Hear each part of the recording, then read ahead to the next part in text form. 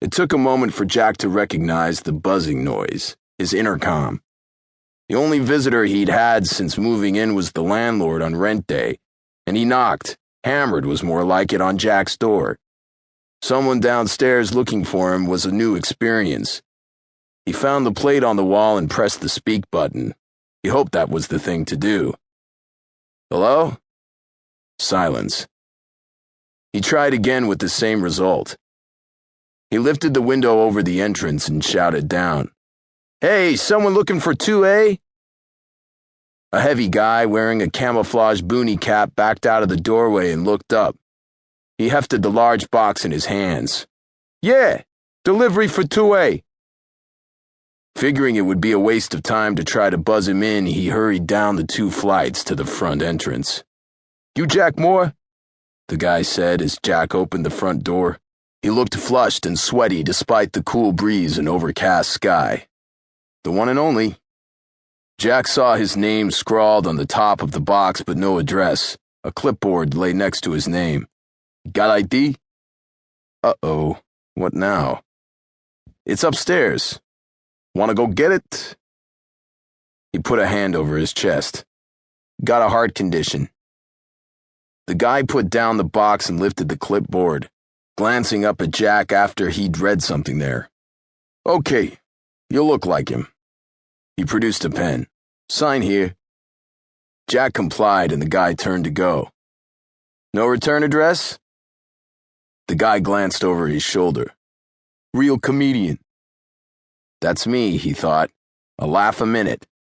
He guessed he was expected to know who sent it.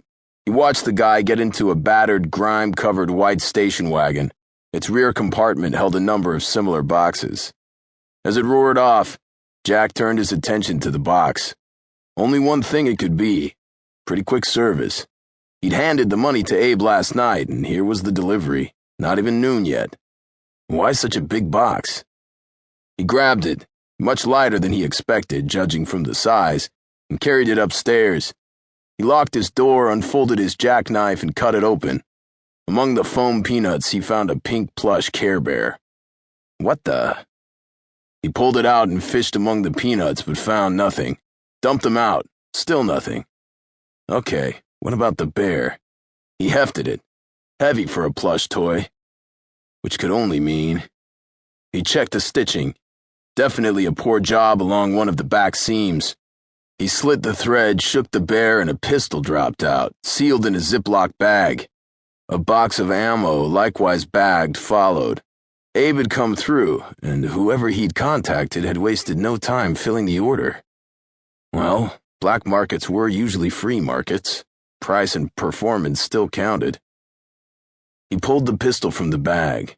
Ruger GP 100 was engraved along the blued steel of the barrel, and beneath that, .357 Magnum.